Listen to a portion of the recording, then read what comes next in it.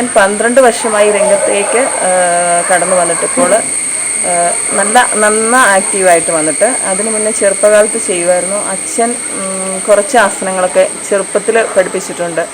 ആ ഒരു എക്സ്പീരിയൻസ് വെച്ചിട്ട് നമ്മുടെ ജോമോൻസ്കറിയ ആണ് പിന്നീട് എന്നെ പഠിപ്പിച്ചു കൊണ്ടുവന്നത്. പിന്നീട് ഞാൻ കേരള സർക്കാർ നടത്തുന്ന SRC കോഴ്സ് പാസ്സായി ജോലിയിൽ കയറി. ജില്ലാ ഹോമിയോ ആശുപത്രിയിൽ 3 വർഷത്തോളം യോഗ ഇൻസ്ട്രക്ടറായിരുന്നു. ആനിക്കാട് ഹോമിയോ ഡിസ്പെൻസറിയിൽ 6 മാസം യോഗ ഇൻസ്ട്രക്ടറായിട്ടിരുന്നു. അതിനുശേഷമാണ് ഈ നെടുങ്കുന്നം ആയുർവേദ ഡിസ്പെൻസറിയിലേക്ക് വന്നത്. ഇവിടെ വന്നിട്ട് ഇവിടെ നിരവധി ആൾക്കാർ യോഗ പഠിക്കാൻ വരുന്നുണ്ട്. നിരവധി ആൾക്കാരാണ് ഇവിടെ ഷുഗർ, പ്രഷറൊക്കെ ആയിട്ട് വരുന്നത്, കൊളസ്ട്രോള് അങ്ങനെയുള്ള അസുഖങ്ങളൊക്കെ ആയിട്ട് ആൾക്കാർ ഇവിടെ വരാറുണ്ട്.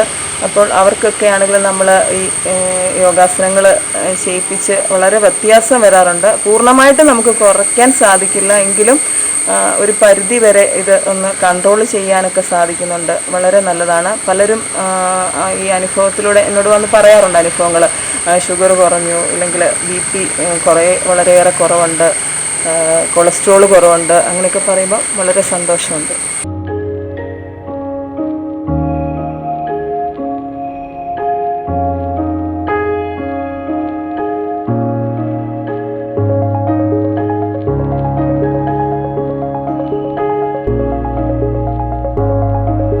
മോനെ 1ാം ക്ലാസ് തൊട്ട് ജോമോൻസ്കറിയ ശിഷ്യനായിട്ടാണ് കടന്നു വന്നത്.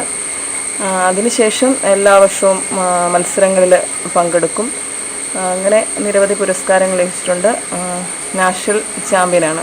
എൻ്റെ അഭിപ്രായം എന്താണെന്ന് വെച്ചാൽ എല്ലാവരും നമ്മുടെ ഈ പഞ്ചായത്തിൽ അല്ലെ ജില്ലയിലൊക്കെ ഉള്ള എല്ലാ ആൾക്കാരും ഒരു വീട്ടിൽ ഒരാൾക്കാർ പോലും ഒഴിവാകില്ലേ, എല്ലാവരും യോഗ ദിനചര്യയായിട്ട് തന്നെ കൂടെ കൊണ്ടുപോകണമെന്നാണ് ഞാൻ പറയുന്നത്.